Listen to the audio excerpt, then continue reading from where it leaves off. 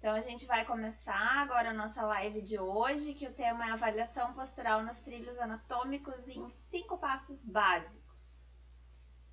Então, a Sandra, eu já tinha perguntado para o pessoal como é que costumam fazer a avaliação, né? E daí tem uma resposta aqui através de uma ficha de avaliação mesmo. Quem quiser responder isso é bem legal para a gente saber como é que vocês estão fazendo isso, tá?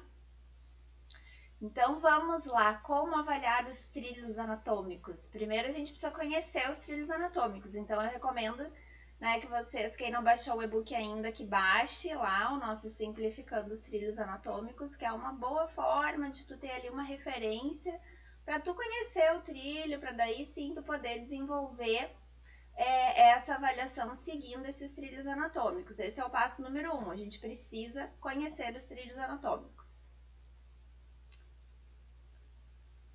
Vamos lá para o nosso slide número 2 agora.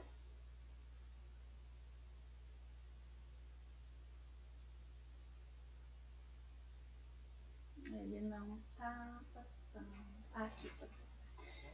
Então, por que fazer essa avaliação, né? O que é essa avaliação? Primeiro, ela é uma avaliação visual, né, de alterações estruturais no nosso corpo, ou seja, o único recurso que eu preciso para fazer essa avaliação é, claro, conhecer os trilhos anatômicos, mas eu também consigo fazer sem conhecer. O conhecimento dos trilhos anatômicos, ele nos facilita essa visão mais integral. Então, o porquê que eu vou fazer isso?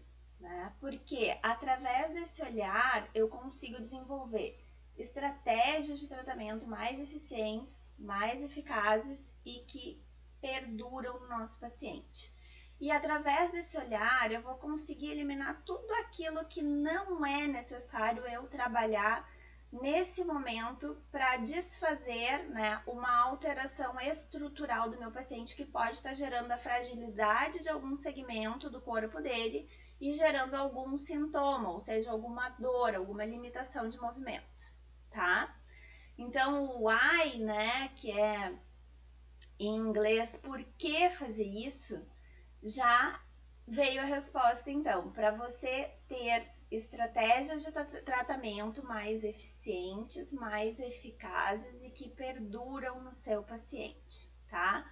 Porque olha só, se a gente trata alguma dor no quadril, por exemplo, tá? Tu trata a dor no quadril, faz um lindo trabalho naquela região do quadril e ainda assim o teu paciente volta com dor, é porque provavelmente a causa dessa dor no quadril pode ser uma disfunção lá a nível do pé por um entorse de tornozelo que ele teve quando ele era criança, por exemplo, tá? Então, olhar para o corpo humano desse jeito nos possibilita, né, um novo olhar sobre o velho, sobre coisas que a gente já conhece, mas que talvez a gente ainda não tenha prestado atenção ou visto dessa forma, né, dessa forma integral, de começar a fazer essas correlações de que se eu tenho uma dor no quadril, o que mais pode estar acontecendo na estrutura do corpo que está fragilizando aquele segmento e causando aquela dor no quadril. Porque senão o que acontece? Eu trato quadril. Eu não tiro a alteração que aconteceu nesse exemplo que eu dei no pé por causa de um entorse, então a dor vai voltar. E a única forma de conseguir identificar isso é olhando. Claro que a gente vai ter a nossa anamnese, a gente vai fazer nossas anotações, mas a gente precisa também aprender a desenvolver essa habilidade de olhar, né? E isso é uma coisa que a gente não está muito acostumado a fazer, e o nosso paciente também não está muito acostumado a ficar exposto ali sem roupa para que a gente possa fazer isso, não é verdade? O que vocês acham? No corre-corre do dia a dia, o que acontece? A gente dá aquela olhada, né? No primeiro dia a gente faz as nossas anotações, aí a gente dá aquela olhada geral e, né, olha ali mais ou menos como é que tá a posição da escápula, se tem um ombro mais elevado do que o outro, como é que tá a coluna e tal. E muitas vezes a gente nem consegue anotar tudo isso e já sai atendendo para resolver o sintoma, né? E a gente perde muito com isso. A gente precisa, né, fotografar esses pacientes para tu poder ter mais tempo para olhar para a estrutura do corpo dele, para poder desenvolver, né, primeiro, essa habilidade de olhar para o paciente e enxergar o que está acontecendo na estrutura, e depois, né, os outros passos que eu vou passar para vocês, que são importantes a gente ver a partir disso. Então, vão se acostumando, né, a olhar mais para o corpo do paciente. Muitas vezes não é só, né, naquele dia que ele chegou na avaliação, cultivar essa prática de olhar com regularidade para o paciente, para perceber se aquilo que vocês estão fazendo como tratamento para ele está surtindo efeito ou não, tá? Isso é uma coisa bem importante. Não só a nível de sintoma, mas quando eu começo a desenvolver esse olhar mais amplo, de ver o ser humano como um ser integral, né? Eu preciso pensar também em reverter o padrão estrutural dele, não só aquele sintoma, tá? Tá fazendo sentido para vocês isso que eu tô dizendo, gente? Vão sinalizando ali, vão perguntando, tá? Eu vou respondendo conforme eu for falando aqui, ou então depois eu volto no final, caso não dê durante a live, tá legal? Então, como fazer isso, né? O ideal, tá, é que a gente ali, como mostra na imagem, a gente vá para frente de um espelho junto com o paciente e a gente fique na mesma posição do que ele, olhando para o corpo dele no espelho. Já é um primeiro momento em que o paciente vai poder reconhecer o seu corpo, porque muitas vezes a gente fica cego para as coisas que estão acontecendo no nosso próprio corpo. Aconteceu comigo, quando eu tirei as minhas fotos para fazer minha própria avaliação, eu disse, nossa, o que é esse joelho aqui? Tá? Mas eu não percebia que o meu joelho estava assim. É isso que eu sou uma profissional que trabalha com o corpo, terapia manual, com movimento. Eu não me percebia desse jeito, tá? Então é um momento dele tomar uma consciência sobre o corpo dele. Mas não a gente colocar ele lá na frente do espelho e dizer, nossa, como o teu joelho tá torto, como a tua coluna tá curvada.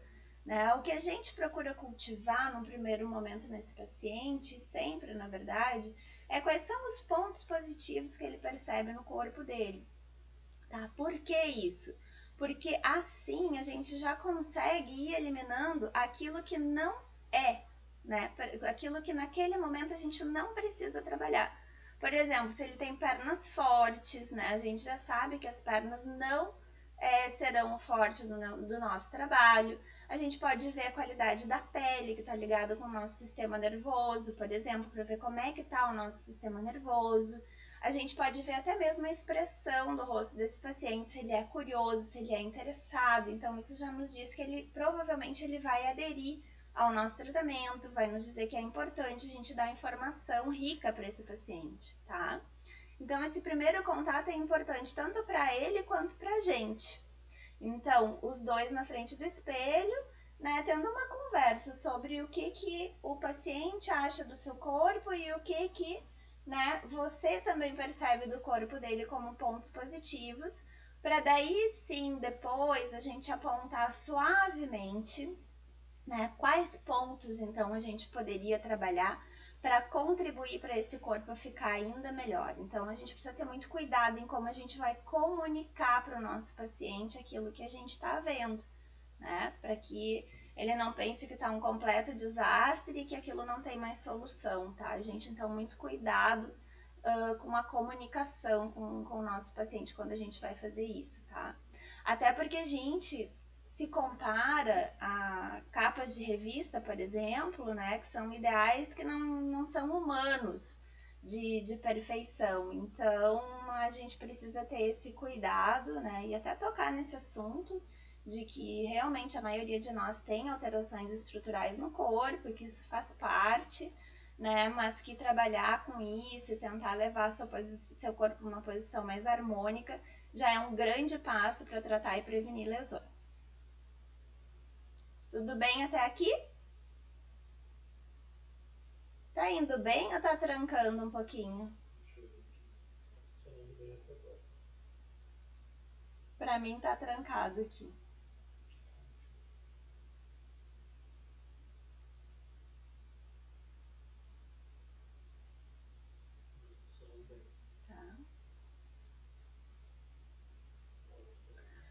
Uma outra questão bem importante é quando a gente olha para o corpo do paciente. Obrigada, Sandra. A gente tem uma primeira impressão sobre aquele corpo, né?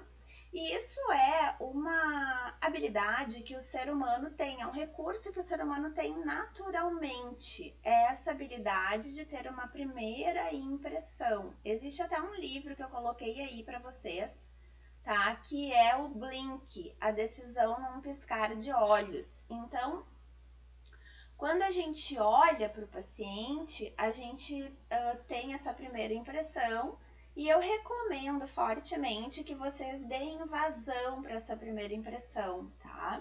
Quem quiser saber mais sobre isso, leia esse livro, ele tem essa versão em português e é bem interessante, né? A gente entender e a gente trazer à tona de novo, novamente, esse retorno, esse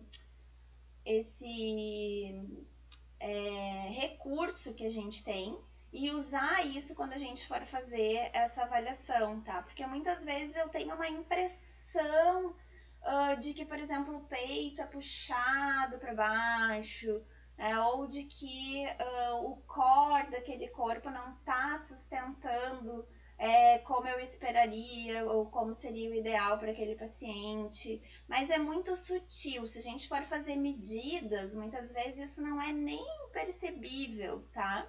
Mas a gente já tem uma impressão. Então anotem ali que muitas vezes lá para frente essa dúvida vai acabar sendo sanada e vocês vão ver que vocês tinham razão, tá?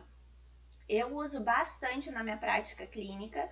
Quando eu fico assim, eu não sei se essa pelve tá pra direita, se ela tá pra esquerda, será que é isso, será que é aquilo? Eu procuro assim me concentrar na imagem que eu tô vendo na minha frente e é como se eu entrasse num túnel assim e de repente, pá, tá assim. Aí eu vou lá e anoto, tá? Então brinquem até com isso, tá? Blinquem, que nem eu brinco com os meus alunos, blinquem, né? Que é olhar e ter essa primeira impressão sem julgamento, sem a gente querer ficar fazendo aquelas medidas que a gente aprendeu para identificar se é isso ou aquilo, tá? A primeira impressão, ela é muito rica, então prestem atenção nisso, assim como a intuição, como eu já falei lá nas outras lives, tá? Então, primeira impressão e intuição são recursos que estão dentro do ser humano e que a gente aos poucos, né, com a evolução foi deixando de usar e usando mais essas medidas e normas, né, e enfim. Então, tragam novamente, né, essa primeira impressão e brinquem bastante com ela, tá? Uma outra questão, então, agora a nossa avaliação dos trilhos, né, em 5 passos, efetivamente. O que é, então, essa avaliação dos trilhos anatômicos em 5 passos, tá? O que eu vou fazer? Depois que eu olhei o meu paciente, né, que eu e o paciente, né, olhamos para aquela estrutura em frente ao espelho, né, ele já teve esse primeiro contato, então, com o corpo dele, a gente já viu quais são os recursos que ele tem, que podem até nos ajudar no nosso tratamento. O que eu vou fazer? O passo número 1, tá? Vou fazer aqui um geralzão e depois a gente vai ver o passo a passo. Então, primeiro, eu vou descrever a geometria do esqueleto, tá? Como é que tá a estrutura daquele corpo. Eu gosto de descrever do pé até a cabeça, tá? Depois eu vou avaliar qual é o padrão do tecido mole, ou seja, qual é o cabo miofascial que está gerando ou mantendo aquela estrutura naquela posição, tá? Depois eu vou sintetizar uma história de integração, que é o passo número 3. Depois eu vou pensar numa estratégia. E o passo número 5, eu vou reavaliar para ver se aquilo que eu estou fazendo está funcionando. Se estiver funcionando, ok, eu sigo nas minhas estratégias. Se não estiver funcionando, eu volto lá para o passo número 1 e faço tudo de novo, tá? Porque se não estiver funcionando, talvez tenha passado alguma coisa importante que eu não vi, que eu preciso rever para traçar novas estratégias para conseguir os resultados eficientes, eficazes e que perduram, que é o objetivo principal dessa avaliação.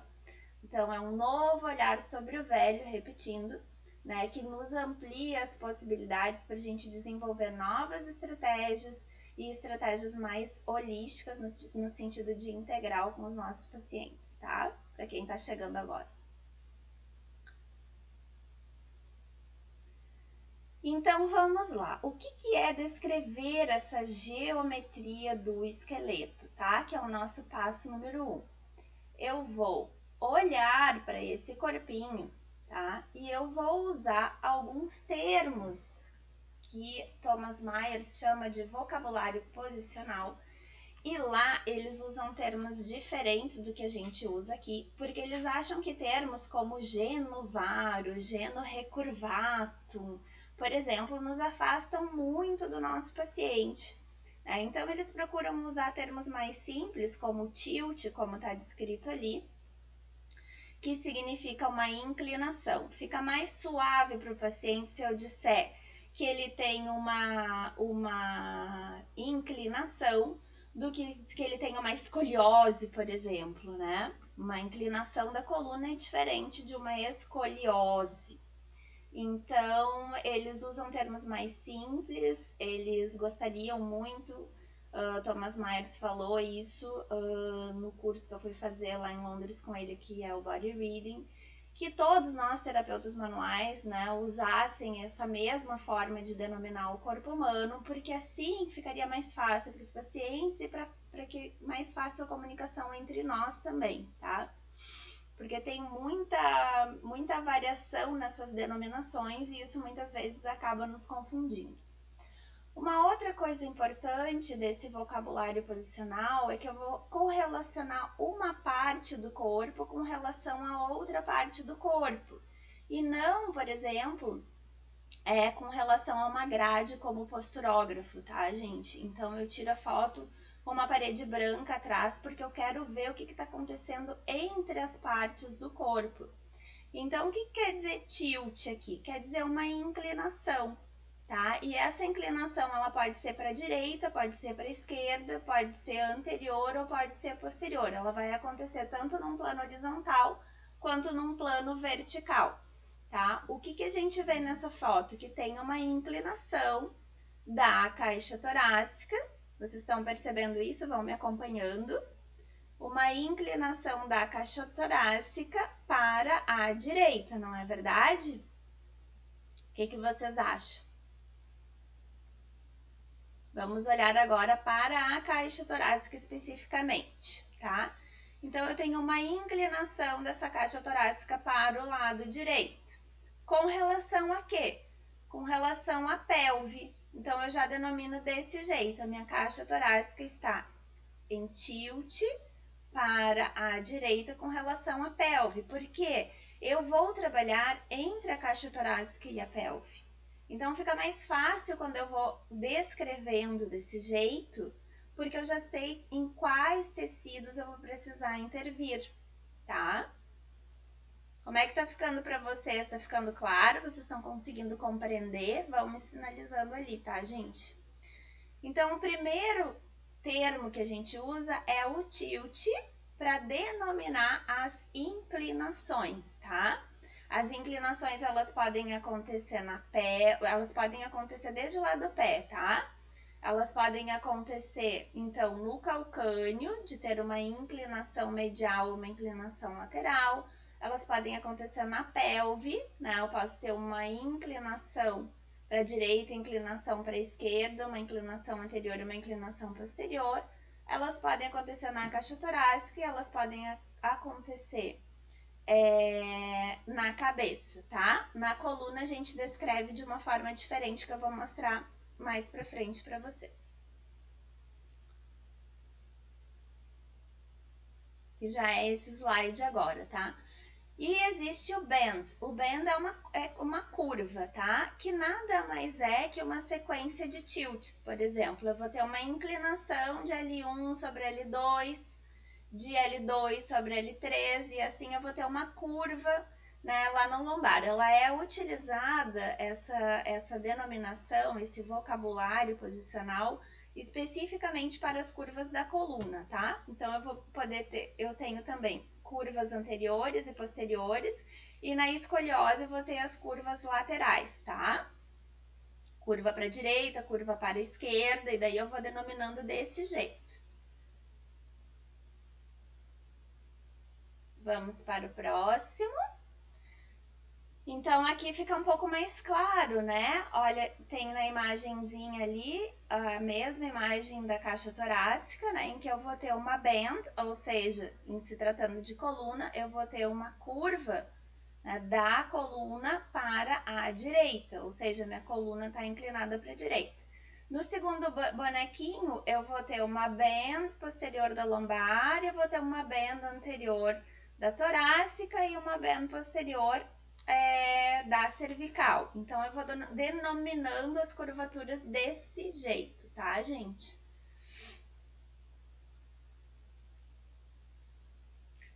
E aí, a terceira denominação, o terceiro vocabulário aqui posicional que a gente usa é o rotate, ou a rotação, tá? Em que eu vou denominar o que está acontecendo com a frente da estrutura que eu quero avaliar. Por exemplo, naquele bonequinho, né, eu tenho uma rotação da cabeça da caixa torácica para o lado esquerdo, né? E a pelve está rodada para o lado direito. Então, o que acontece com a frente da estrutura é o lado para o qual o corpo do paciente está rodando, tá? Ou rotando. E eu também vou denominar isso, né? O que está acontecendo com a estrutura que está rodando e a estrutura de baixo. Por exemplo, nesse bonequinho ali, que está todo rodado, que tem mais flechinhas, eu vou ter uma rotação da cabeça da caixa torácica para a esquerda com relação à pelve, tá? E quando eu for trabalhar, eu tenho que trabalhar tanto na pelve como na caixa torácica, porque a caixa torácica com relação... a pelve com relação à caixa torácica, ela tá rodada para a direita, tá? Então, não adianta eu desfazer um padrão só, preciso desfazer os dois ou mais padrões que tiverem, tá, gente? Precisa pensar, então é só eu rodar a caixa torácica e a cabeça que o corpo fica alinhado. Não, já aconteceu alguma outra coisa lá a nível da pelve também, tá? Por isso que é importante eu olhar para esse corpo como um todo.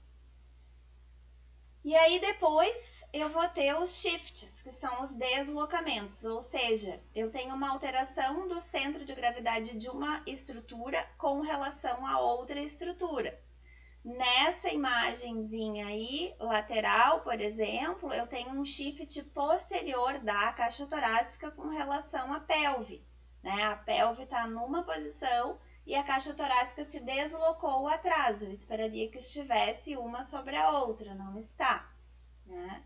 Na figura que o bonequinho está olhando de frente, nessa vista anterior, eu tenho um deslocamento da caixa torácica para a direita, com relação à pelve. Tá ficando claro para vocês isso? Vão me sinalizando e vão me perguntando, tá, gente?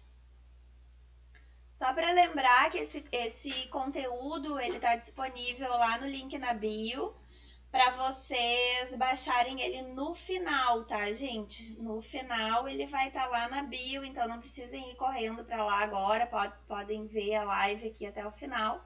E depois vocês baixem o conteúdo se vocês quiserem, tá? Vai ficar lá para vocês.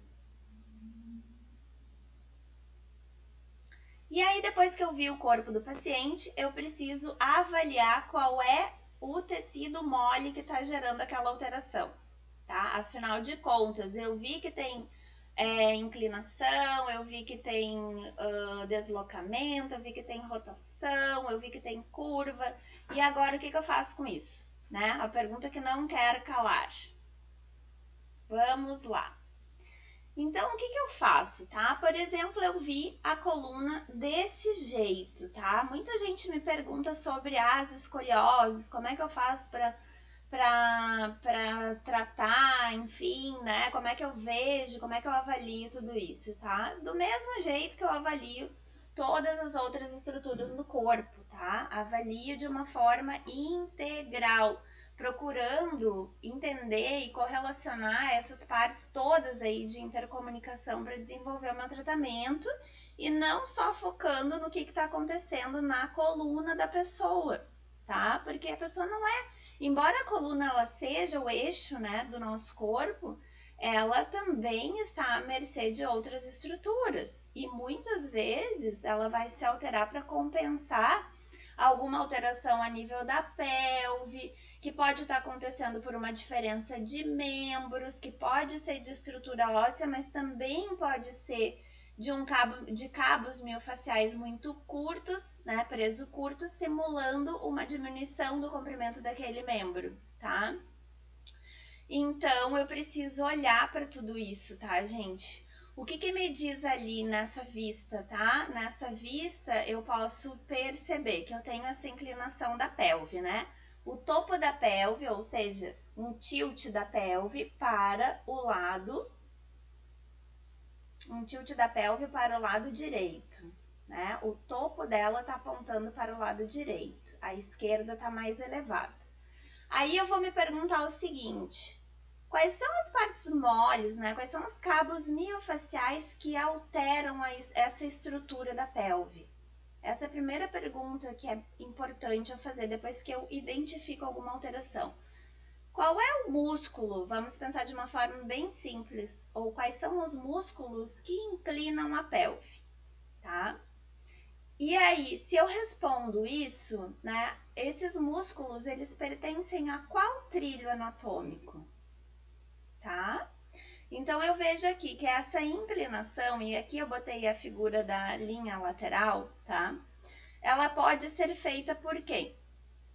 Ela pode ser feita por tensor da face lata, glúteo médio, fibras superiores do glúteo máximo e trato iliotibial, tá? É como se esse cabo todo aí se pendurasse, se ele tiver preso curto, puxando a pelve para baixo. Faz sentido isso?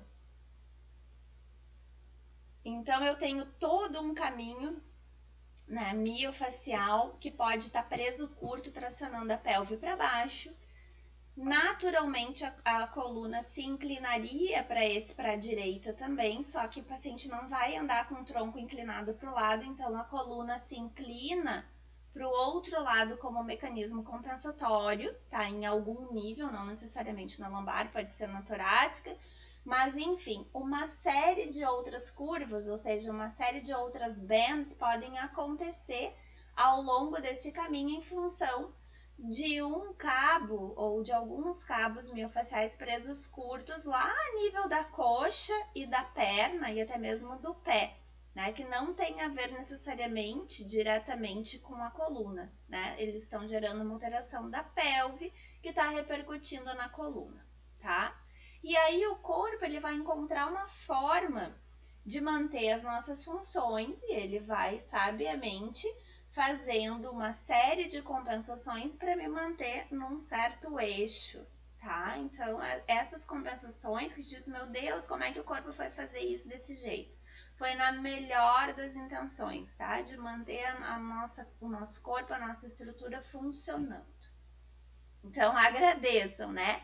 E a gente tem a pretensão, como terapeutas manuais, terapeutas do movimento, de trazer essas estruturas para uma posição mais equilibrada, mais neutra, mais no eixo gravitacional, tá, gente? Eu acho bom que a gente tenha essa pretensão e a gente consegue muita melhora com esse pensamento integral. Eu tenho visto e comprovado na minha prática através dessas imagens que eu vou registrando, dos tratamentos do paciente com a liberação miofascial integrativa. Eu gosto muito de associar com o trabalho do Pilates também.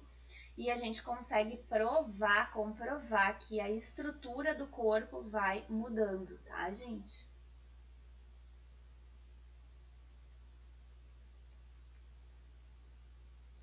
Então, eu faço essa pergunta, né, de quais são os componentes. Aqui tem o restante da linha, né? Da linha lateral que eu quis mostrar para vocês, né, que vai começar lá no pé e vai terminar lá no topo da cabeça. Então, se eu tiver alguma região desse elástico aí presa curta, eu posso ter uma repercussão em todo o restante da linha, mas também não necessariamente, tá? Eu posso ter comprometimento somente de alguns componentes desta linha, tá? Eu posso também ter comprometimento da linha, e a linha lateral normalmente faz isso, tá? Ela fica comprometida da pelve até o pé, ou seja, presa curta de um lado, do lado direito, por exemplo, e presa curta do lado esquerdo da pelve até a cabeça, como mecanismo compensatório, como eu mostrei na imagem anterior, tá? E nessa posição, o que vocês acham? Quais são os componentes que vocês acham que podem estar causando esse padrão, tá? É esse espírito mais investigativo que eu tenho a pretensão até de instigar vocês a desenvolverem, tá? Quando eu olho para um corpo como esse, eu já penso, nossa, quais são os cabos miofasciais que podem estar gerando essa alteração, tá? E aí pego lá as minhas imagens e começa a ficar mais claro, tá? Então, lá na frente do corpo, partindo da cabeça, como tem aí na imagem do esqueletinho, eu vou ter o esternocleidomastoideu, eu vou ter a face costo-external, eu vou ter o reto abdominal, né? Que se tiver preso curto, vai levar a posição, a estrutura óssea do meu paciente para uma posição de hipercifose, como eu tô vendo aí, tá? Então, olhem para o corpo do paciente, já olhem para o trilho e a partir disso vocês vão conseguir determinar quais são os tecidos moles que estão gerando a alteração naquela postura para trabalhar de uma forma integral, tá, gente? Faz sentido? Oi, espaço físio. Vão perguntando, gente. É legal que vocês sinalizem, perguntem se já viram isso desse jeito, se não viram. Vão comentando ali para me ajudar a enriquecer esse conteúdo que eu tenho tanto carinho por ele. Assim, eu fui bem resistente a desenvolver esse conteúdo todo, e depois acabei fazendo o curso que é a avaliação postural nos trilhos anatômicos, né? Que é um assunto extremamente desafiador para mim, sempre foi, né? Porque a gente, como profissional, a gente acha, mas eu já deveria saber fazer essa avaliação, e a gente vai se julgando e a gente vai deixando para depois, né? E é extremamente importante que eu aprenda a olhar o corpo do meu paciente, sabe? Que a gente ultrapasse essa barreira do eu já deveria saber, porque eu já fiz uma faculdade, ou porque eu já trabalho na área, enfim, e que eu aceite que são conceitos novos, né? Que é diferente, tá havendo essa mudança de paradigma aí nesses conhecimentos, né, a partir dessa visão do corpo, da anatomia conectada, através dos trilhos anatômicos, através da mudança em como a nossa biomecânica funciona, com os conceitos de tensegridade. Então, eu me dei conta, quando eu comecei a aprender tudo isso, que eu não sabia avaliar meus pacientes. Né? E foi duro, foi difícil para mim, assim, eu disse, nossa, eu não sei avaliar, eu não sei como é que eu vou desenvolver uma estratégia com todo esse conhecimento aí, né? É diferente do que a gente vinha vendo, então a gente sabe aceitar e ir desenvolvendo aos poucos essa habilidade. Uma coisa que Thomas Myers disse, né? Eu vou melhorando conforme eu for me permitindo a olhar para isso, e quanto mais eu olhar para o paciente, né, mais habilidade eu vou desenvolvendo em enxergar, tá? Porque olhar é uma coisa, enxergar é outra. E não quer dizer que a gente vai botar tudo fora, tudo aquilo que a gente já sabe fora, mas eu posso ver isso, e daí a partir desse a mais que eu posso ver, né, que ferramentas eu posso usar, que eu já tenho até mesmo, para ajudar o paciente a desfazer esse padrão. É muito mais sobre isso do que dizer, não, tudo isso agora tá errado, agora vamos fazer outra coisa. Não, por isso que eu digo, é um novo olhar sobre o velho. E aí eu posso ver isso, e aí se eu consigo ver isso, né, o que eu posso agora fazer com isso? Agora, se eu nem consigo enxergar o que está acontecendo, aí fica bem difícil saber que estratégia eu vou usar e eu acabo voltando para minha velha conhecida dor. Vou lá e trato o sintoma. E aí o paciente melhora, daqui a pouco volta, ou volta no mesmo ponto, ou volta em outro ponto. Né? Então é uma visão que nos permite ir além de ser só tratadores de sintomas. A gente vai mexer na estrutura do corpo do paciente, tá? Não é só para eliminar sintoma. Eu vou melhorar a estrutura do corpo dele quando eu desenvolvo esse pensamento integral, tá?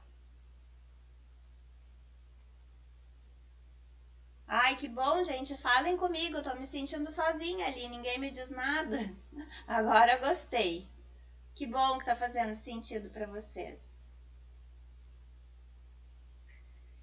E aí a gente tem o nosso terceiro passo, que é sintetizar uma história de integração. Né? Como é que eu vou fazer isso? Eu vou descrever uma história dos elementos que estão envolvidos naquela alteração que eu estou vendo.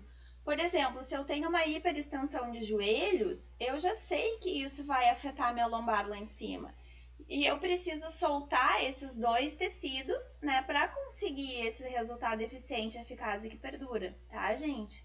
E essa hiperextensão de joelhos, por exemplo, por que ela está acontecendo? Porque o meu paciente tem o corpo muito projetado para frente, por exemplo, porque ele tem um padrão emocional mais ansioso. Então, tudo isso eu vou descrevendo e construindo a história desse corpo, desse paciente, baseado, né, na história dele, baseado no que eu tô vendo e baseado na minha experiência também, tá? Então eu conto uma historinha do que está acontecendo ali naquele corpo e a partir dessa historinha eu vou lá pro meu passo número 4, que é pensar em uma estratégia.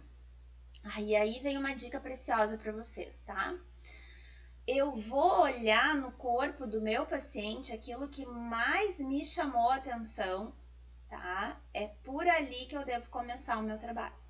Tá, gente? Então, olhem para o paciente. Eu tiro foto de frente, de costas, lado direito, lado esquerdo. Muitas vezes eu olho ele de frente e de costas e não tem grandes alterações na estrutura que me chamem a atenção. Mas quando eu olho para o paciente de lado, né, e vejo uma postura como aquela postura anterior que eu mostrei para vocês, aquilo me diz que eu tenho bastante trabalho para fazer a nível de linha superficial anterior e linha superficial posterior. Então, é ali que eu vou investir a maior parte do meu trabalho. Eu já sei que talvez nas linhas laterais e em outras linhas eu não tenho tanto trabalho para fazer. Né? Se o paciente está lá curvado, eu quero levantar essa coluna como um todo. Então, eu vou investir o meu trabalho aqui na frente. Lembrando que quem grita não é um ladrão, então provavelmente ele vai ter sintoma lá atrás, que vai ser na LSP que tá presa longa, tá, gente? Então ele pode ter lá dor em eretores da coluna, ele pode ter dor lá em romboides, dependendo do posicionamento da escápula, mas eu preciso entender que para alterar a estrutura, para aliviar aquele sintoma, eu preciso trabalhar na frente do paciente para levar o corpo mais para o eixo, tá? Então, é sempre com essa visão. Tá fazendo sentido aí?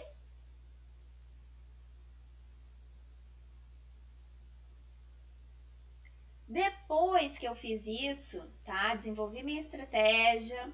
Primeiro, olhei para o paciente, identifiquei os cabos que estavam gerando a alteração estrutural, desenvolvi minha estratégia, comecei a agir lá naqueles cabos que eu já sei que são as principais que estão gerando aquela alteração. Eu vou fazer o meu tratamento e eu vou reavaliar. Quando que eu reavalio? Eu posso reavaliar a cada sessão, eu posso reavaliar a cada 5 sessões, por exemplo, que é o que eu costumo fazer, e eu posso reavaliar a cada 10 sessões, tá? Fica a critério de vocês. Eu gosto de reavaliar um pouco mais, com um pouco mais de frequência, porque isso me dá um tempo para eu poder recalcular a rota se não estiver dando resultado aquilo que eu tô fazendo, tá? E o resultado para mim não é só a nível de melhora de sintoma. Eu tô olhando para a estrutura do corpo também e vendo, tá mudando ou não tá mudando? Se não tá mudando, o que mais eu posso fazer? E também o que mais ele pode fazer, porque é necessário um movimento também para alterar esses padrões estruturais, tá? Então, se ele não tá fazendo a aula de pilates dele, se ele não tá fazendo o treinamento que ele tem que fazer, se ele não tá fazendo o tema de casa dele, né, com o rolo de autoliberação e com as bolinhas que eu costumo passar para ajudar a soltar esses cabos curtos, também o meu resultado vai ser limitado, tá? Então, eu preciso fazer um acordo com esse paciente para que ele se engaje também nesse tratamento e que ele faça parte dele, porque muitas vezes a gente está mexendo numa estrutura que já está assim por 70 anos, por exemplo. Não quer dizer que eu não vá conseguir. A gente consegue boas mudanças em pessoas mais velhas também, mas a gente precisa dar adesão dessas pessoas no nosso tratamento, na nossa proposta.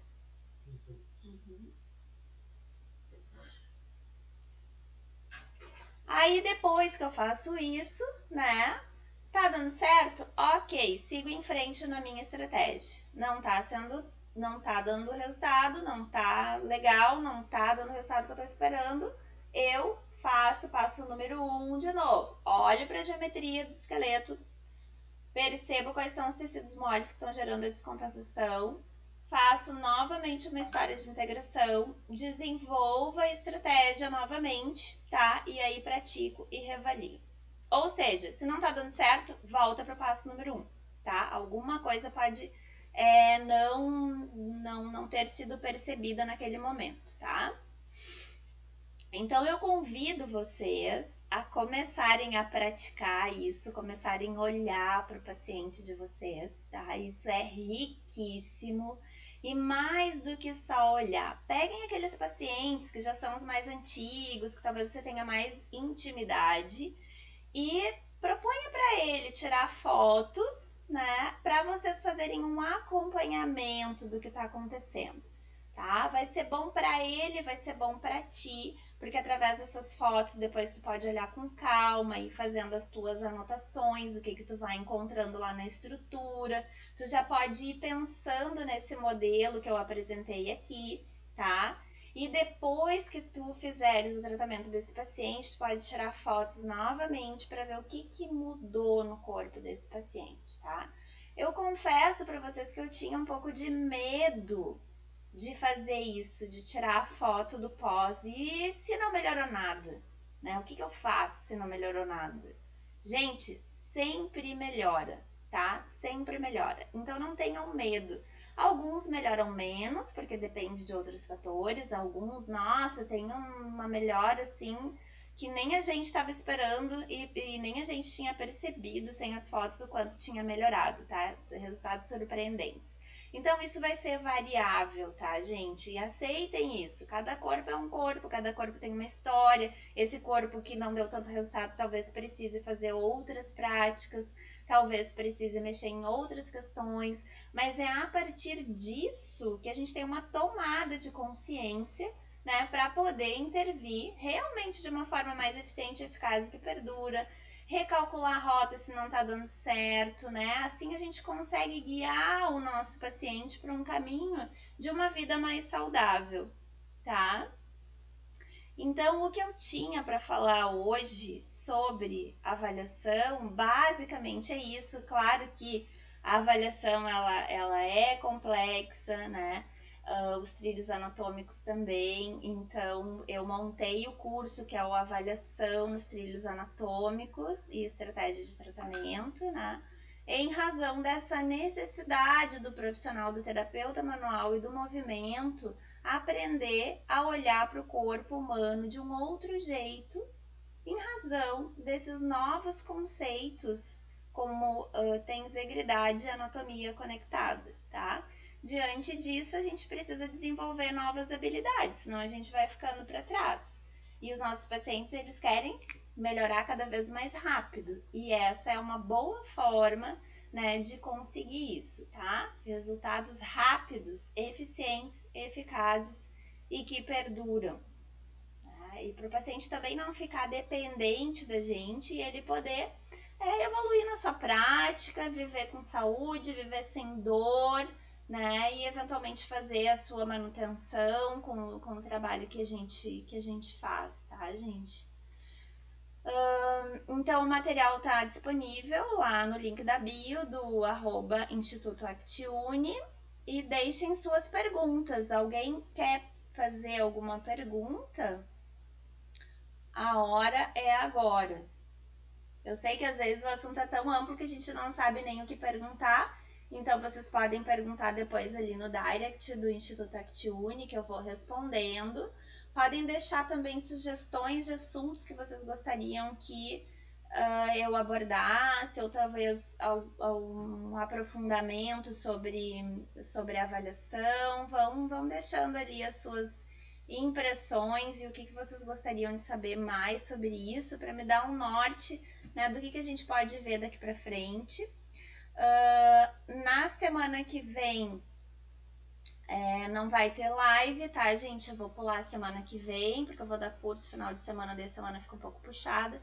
Na outra semana a gente volta e eu vou divulgar qual vai ser o assunto, tá? De acordo com o que vocês forem comentando. A gente tem também, para quem baixou o e-book, tem um grupo no WhatsApp, que é o Comunidade da Face, então entra lá, que lá tem assuntos exclusivos para quem está na comunidade, tá, gente? A gente discute lá artigos e outras questões, assim, com uma visão bastante científica também, sobre esse novo universo que vem se mostrando para nós.